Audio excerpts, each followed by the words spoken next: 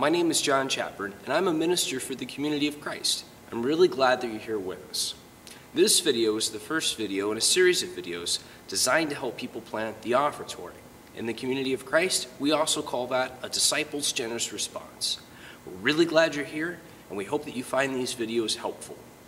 Most of us probably know that the Offertory typically consists of a story, maybe a scripture, a prayer, and then the ushers coming forward to receive the contributions. In other faith traditions, though, the Offertory simply consists of a congregational hymn, while the collections are either received by passing a plate or people coming forward and putting their contributions in a basket.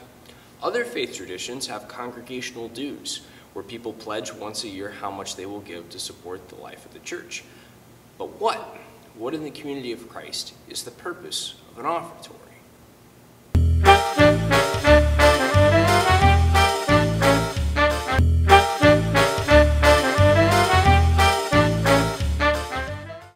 In the Community of Christ, we have an Offertory each and every Sunday because we believe that it's important to give disciples of Jesus Christ an opportunity to respond to God's love and God's grace by sharing of their financial resources.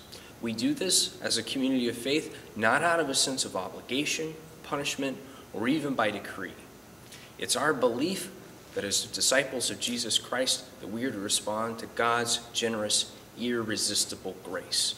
But what is irresistible grace? Well, it's kind of like this. I remember the first time my wife and I held hands. The connection was irresistible. She didn't want to let go of my hand. I didn't want to let go of her hand. And we've both grown in our relationship and found a sense of wholeness that we wouldn't have had otherwise had we lived our lives apart. And once I've experienced this type of love, I want others to have that sense of whole and loving relationship.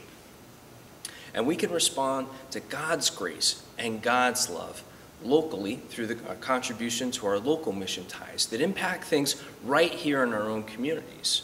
Or we can choose to reach people in the far-flung places of our world where we may never get to go through the contribution of our world mission ties.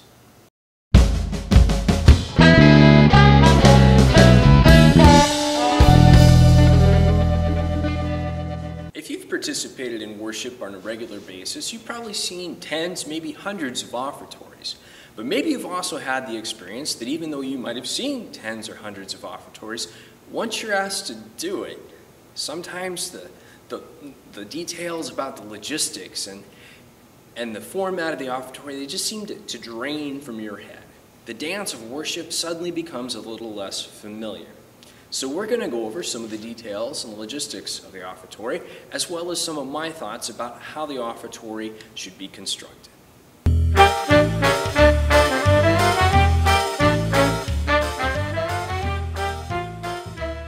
An offertory typically has three different parts: an offertory statement, an offertory prayer, and the receiving of the contributions. And these can be ordered in different ways. The offertory statement should probably be about 3 to 3.5 minutes in length. Now, a good rule of thumb is that the average person can read one double-spaced type page in about 2.5 to 3 minutes. So if you keep your offertory statement to 1 to 1.25 double-spaced type pages, you'll be in good shape. That also means that you should be intentional about what you say for the offertory. Write it out. It's okay. Most of the best speeches that were ever given were not given off the cuff. They had a lot of intentionality put into them.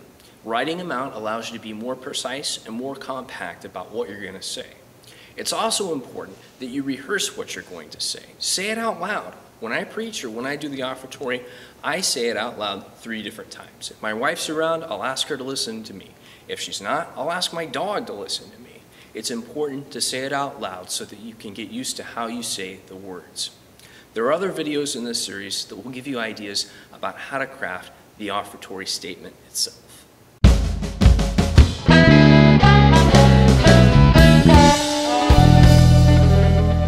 offertory prayer should be about 30 seconds in length, or one type paragraph about, and it should be about the offertory, about responding to God's generous grace.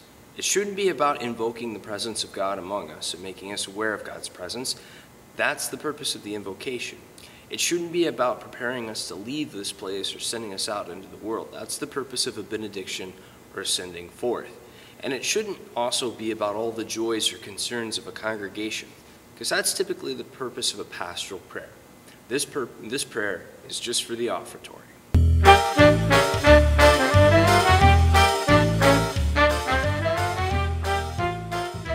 It's also important to make sure that you have the right number of ushers to take up the offertory. An author named David Ray notes that the real miracle of the feeding of the 5,000 wasn't that there was enough food to feed 5,000 people. No, it was that 12 people served 5,000 people and no one starved to death. Having the right number of ushers can make sure that the offertory is received efficiently. If you have a smaller congregation, double the number of plates and handle 2 rows at a time if you need to, and that'll greatly improve your efficiency.